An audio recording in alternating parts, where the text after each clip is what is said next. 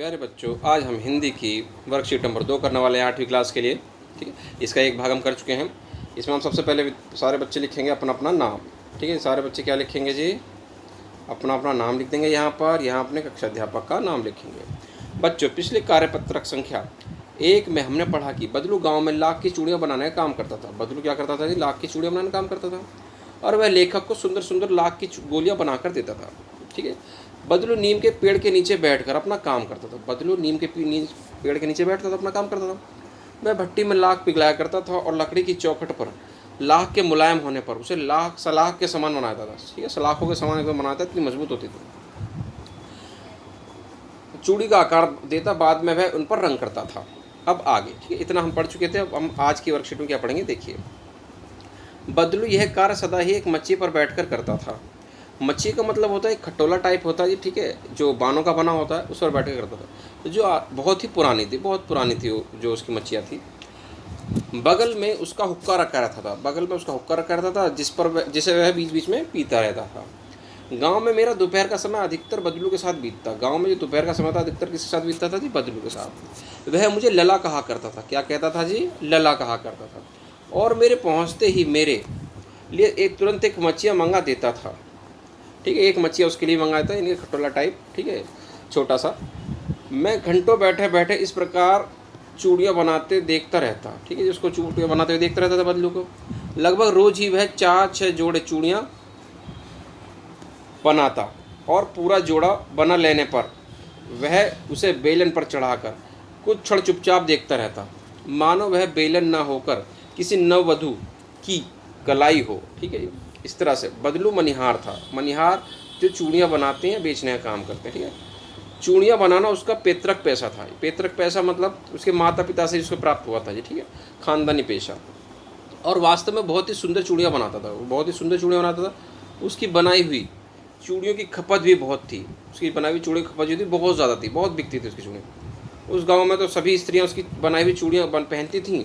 आसपास के गाँव के लोग भी उससे चूड़ियाँ ले जाते थे। ठीक है, उस गांव के लोग तो पहनते थे, आसपास के गांव वाले भी उससे पहनते थे, परंतु वह कभी भी चूड़ियों को पैसों से बेचता ना था। यानी कि चूड़ियों के कभी पैसे नहीं लेता था। उसको अभी तक वस्तु विनिमय का तरीका था।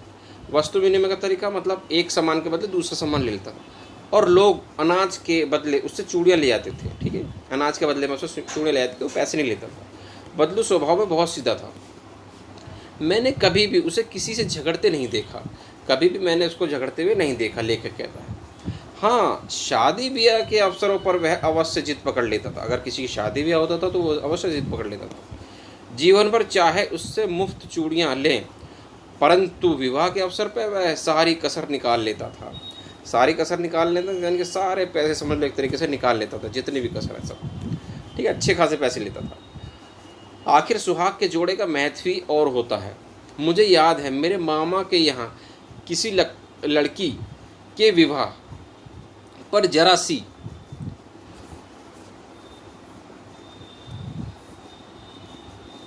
बात पर क्या हो गया था जी? वो बिगड़ गया था।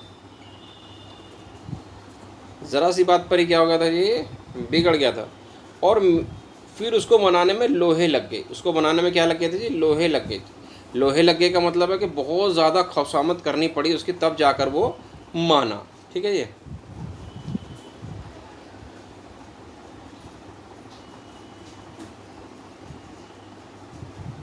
विवाह में इस जोड़े का मूल्य इतना बढ़ जाता था कि इसके लिए उसके की घरवाली को सारे वस्त्र मिलते, ढेरों अनाज मिलता, उसको अपने लिए पगड़ी मिलती और रुपए जो सो अलग। ठीक है, यानी कि विवाह में उसका महत्व इतना बढ़ जाता था कि उसकी घरवाली को भी कपड़े मिलते सारे, ढेरों अनाज मिलता, पगड़ी मिलती और रुपये मिलते वो अलग।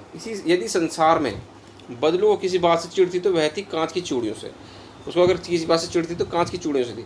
यदि किसी भी स्त्री के हाथों में उसे कांच की चूड़ियाँ दिख जाती तो वह अंदर ही अंदर कुड़ जाता था और कभी कभी तो 2-4 बातें भी सुना देता था। 2-4 बातें सुना देने में गुस्सा हो जाता था। अब देखिए कुछ नए शब्द रखे, जैसे मच्छिया मैंने आपको बताया था, बैठने के उपयोग में होने वाली सुतली आदि से बनी छोटी चौकोर। चौकोर खाट यानी खटिया जैसा कहते हैं।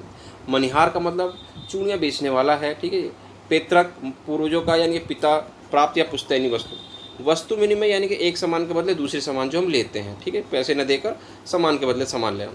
कसर निकालना यानी घाटा पूरा कर लेता था, सारे पैसे ले लेता था समझ लो एक बार में। अब कुछ क्वेश्चन आपको दे रखे हैं, देखिए जैसा पहला क्वेश्चन है, कहता सोचकर लिखिए कि आप अपने मित्रों या भाई बहनों से किस प्रकार वस्तु विनिमय करते हैं। तो देखिए पहला क्वेश्चन है, उसका आंसर हम देख लेते हैं नीचे। देखिए उत्तर है, आप देखिए, मैं अपने भाई को पेन देकर उससे उसका खिलौना मांग लेता हूँ। ठीक है, इस तरह से हम क्या कर लेते हैं, वस्तु विनिमय कर लेते हैं। ठीक है, दूसरा क्वेश्चन हम देखते हैं क्या कहता है। दूसरा क्वेश्चन कहता है, बदलू गांव में स्त्रियों के हाथ में कांच की चूड़ियाँ पहने देखकर गुस्सा क्यों हो जाता था। तो देखिए इसका आंसर हम देख लेते हैं, नीचे क्या लिखा है जी दूसरे आंसर में, क्योंकि बदलू को लगता था कि गांव की औरतें उससे लाख की चूड़ियाँ लेकर दूसरे दुकानदार से कांच की चूड़ियाँ खरीदती हैं। ठीक है जी, ये इस कारण वो क्या होता चिढ़ जाता था कि जब उससे नहीं लेंगी लाख की चूड़ियाँ और कांच की चूड़ियाँ लेंगी तो उसे गुस्सा आ जाता था। ठीक है, अब देखते हैं तीसरा क्वेश्चन क्या कहता है। तीसरा क्वेश्चन कहता है, कहानी में किन पंक्तियों से पता चलता है कि बदलू को अपना काम से बहुत प्यार था। देखते हैं, कहानी में बहुत सारी पंक्तियाँ दे रखी थी, एक पंक्ति हमें पता चलता है, वो कौन सी पंक्ति देखिए, वह अपने द्वारा बनाई गई चूड़ियों को, दिखाई दे रहा होगा आपको तीसरा आंसर, वो कहता है वह अपने द्वारा बनाई गई चूड़ियों को बेलन पर चढ़ाकर चुपचाप देखता रहता था, जैसे किसी नववधू की कलाई को देख रहा हो। इससे पता चलता है कि वह अपने काम से बहुत प्यार करता था। ठीक है जी, तो अब देखते हैं क्वेश्चन नंबर 4 क्या कहता है। क्वेश्चन नंबर 4 कहता है, कहानी में मुहावरों का प्रयोग हुआ है, जैसे लोहे लगना आदि, मेहनत करना। गद्यांश में आए मुहावरों की खोज करके अर्थ भी लिखिए। तो देखिए कौन कौन से मुहावरे आए हुए हैं वो हम देखते हैं उत्तर नंबर 4 में से। पहला है देखिए, जैसे कि कसर निकालना, कसर निकालने का कमी पूरी कर लेना, सारी कमी पूरी कर लेता है एक बार में। अंदर ही अंदर कुड़ जाना मतलब गुस्सा हो जाना। ठीक है, 2-4 बातें सुना देना, 2-4 सुना देना यानी कि कड़वी बात बोलना। ठीक है जी, तो इस तरह से आपकी ये जो वर्कशीट है वो पूरी हो जाती है। ठीक है, क्योंकि जो 5वां क्वेश्चन है आप खुद करेंगे, आप छुट्टियों में जिनके घर जाते हैं उनके घर की दिनचर्या आपके घर से कैसे अलग है ये आपको लिखना है। तो आप अपने अपने हिसाब से इन सभी क्वेश्चनों को कर देंगे। ठीक है, तो उम्मीद करते हैं आपको वर्कशीट समझ में आई होगी। तो मिलते हैं अगली वीडियो में।